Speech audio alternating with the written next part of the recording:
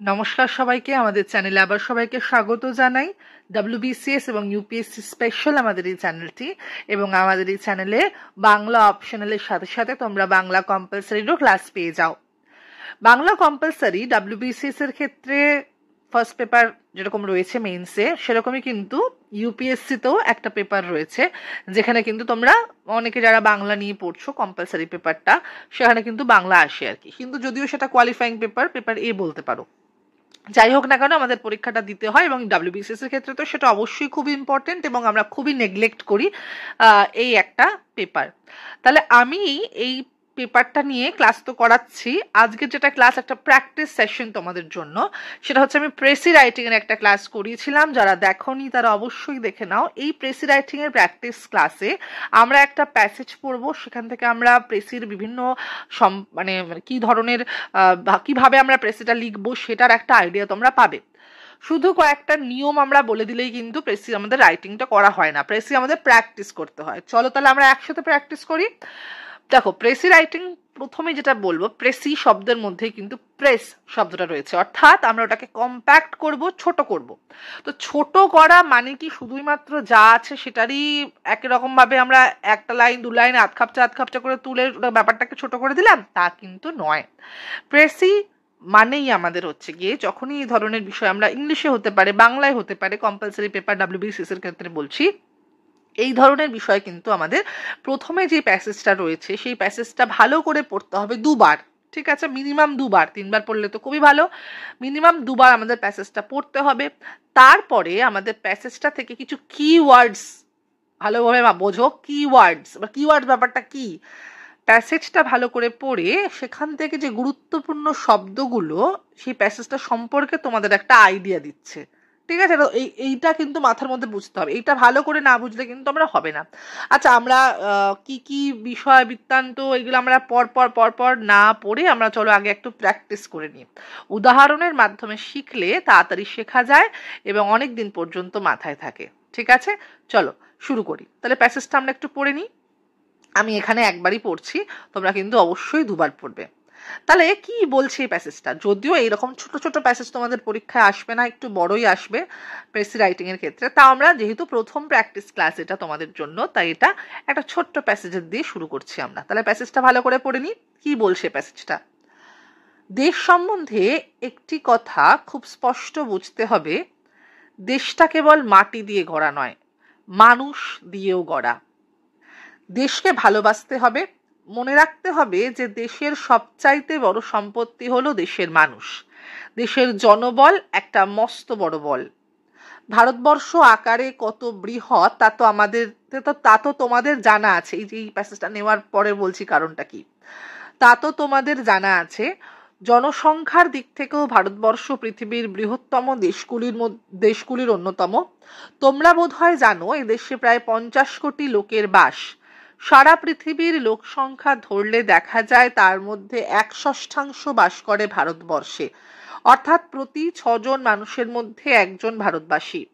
গর্ব করার মতো কথা বটে, কিন্তু শুধু সংখ্যাতেই সবসময় কাজ দেয় না।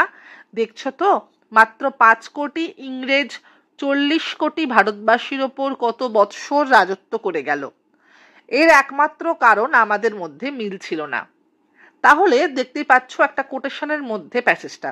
তো এই ধরনের কোটেশন তোমাদের দেওয়া থাকতে পারে, কোনো লেখকের বক্তব্য, কোনো কথোপকথন, কোনো বক্তৃতা, এই ধরনের বিষয় কিন্তু তোমরা প্যাসেজ হিসেবে পেতে পারো। এবং যদি প্রিভিয়াস ইয়ার কোশ্চেন পেপারটা দেখো তাহলে বুঝতে পারবে এই ধরনের কিন্তু প্যাসেজ এসেছে। তাহলে এই অনুচ্ছেদটার মধ্যে আমাদের কি বিষয়টা খুব গুরুত্বপূর্ণ বলতো, সবার প্রথমে হচ্ছে গিয়ে এই যে ওয়ে অফ টকিং, অর্থাৎ টেন্স আমাদের মাথায় রাখতে হবে, কোন কালে বলা হচ্ছে সেটা আমাদের মাথায় রাখতে হবে। হ্যাঁ, কিছু গ্রামাটিক্যাল বিষয়, ব্যাকরণগত দিক কিন্তু আমাদের মাথায় রাখতে হবে। কোন কাল বা কোন টেন্স ব্যবহার করা হয়েছে, কোন পুরুষ কোন পার্সন ব্যবহার করা হয়েছে, ফার্স্ট পার্সন, সেকেন্ড পার্সন না থার্ড পার্সন, ঠিক আছে, বা বলা যেতে পারে প্রথম পুরুষ, মধ্যম পুরুষ না উত্তম পুরুষ, কি পুরুষ ব্যবহার করা রয়েছে সেটা আমাদের মাথায় রাখতে হবে। তো যেই পুরুষ ব্যবহার করা হোক না কেন, আমরা যখন প্রেসি লিখবো তখন সবটাই কিন্তু প্রথম পুরুষে হবে, কোনোটাই কিন্তু মধ্যম পুরুষ বা উত্তম পুরুষে হবে না। এবার আশা করি তোমরা উত্তম পুরুষ, মধ্যম পুরুষ, প্রথম পুরুষ কি জানো। আর যদি না জেনে থাকো কোনো অসুবিধা নেই, আমি ক্লাস করিয়ে দেবো। আচ্ছা, এবার হচ্ছে গিয়ে কালগত বিষয়। যেই কালে লেখা রয়েছে, পাস্টে হতে পারে, প্রেজেন্টে হতে পারে, ফিউচার টেন্সে হতে পারে। ফিউচার টেন্সটা একটু অন্যরকম, ফিউচারটা যদি ফিউচারিস্টিক কিছু লেখা থাকে তাহলে অবশ্যই সেটা ফিউচারিস্টিকটাই রাখতে হবে, এবং যদি পাস্টে থাকে তাহলেও পাস্ট মাথায় রেখে সেটা আমাদের অনুযায়ী করতে হবে, এবং প্রেজেন্টেরটা তো প্রেজেন্টেরটাই, ঠিক আছে, সেখানে কোনো পরিবর্তন করা চলবে না। আচ্ছা, তাহলে আমরা এই বিষয়টা তো পড়লাম, প্যাসেজটা তোমরাও নিশ্চয়ই খুব ভালো করে পড়ে রয়েছো।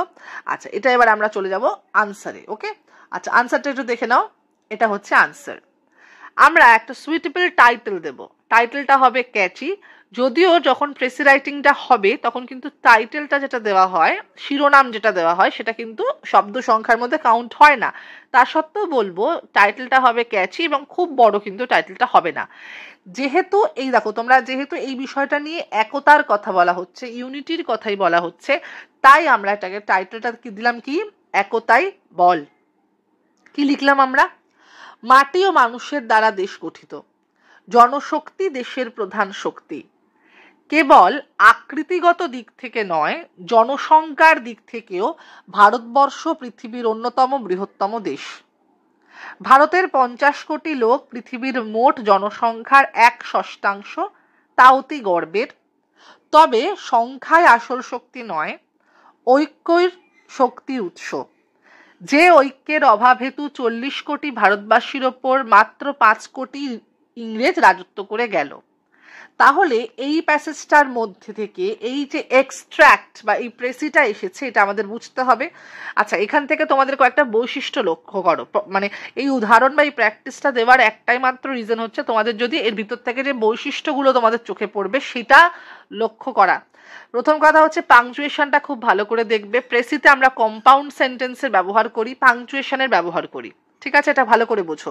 কোথায় কমা থাকবে, কোথায় দাড়ি থাকবে। দেখো, ট্রান্সলেশনে কিন্তু আমাদের অ্যাজ ইট ইজ যা রয়েছে সেটাই আমাদের ব্যবহার করতে হবে, কিন্তু আমাদের এখানে আমি বলি ট্রান্সলেশনে যে অ্যাজ ইট ইজ থাকলেও, বা আমরা যখন কোনো প্রবন্ধ লিখবো, প্রতিবেদন লিখবো, সেখানে আমরা সরল বাক্যের প্রয়োগটা করার চেষ্টা করব, কিন্তু যখনই আমরা প্রেসি করব তখন কিন্তু আমাদের যৌগিক বাক্য বা কম্পাউন্ড সেন্টেন্স এবং জটিল বাক্য বা কমপ্লেক্স সেন্টেন্স ব্যবহার করতে হবে। আশা করি তোমাদের বিষয়গুলো বোঝাতে পেরেছি। এগুলো প্র্যাকটিস করতে করতে তোমাদের আরো একটু সুবিধা হবে, বুঝতে পারবে। যদিও প্রথম শব্দটা দেখো, ওটাকে আমি সিম্পল সেন্টেন্সে করেছি, কিন্তু কম্প্যাক্ট ওয়েতে এনেছি। কম্প্যাক্ট ওয়েটা কিন্তু ভালো করে বুঝতে হবে। তাহলে আশা করি তোমাদের এই একটা উদাহরণের মাধ্যমে তোমরা অনেকটা বুঝতে পেরেছো কি বোঝাতে চেয়েছি, ঠিক আছে।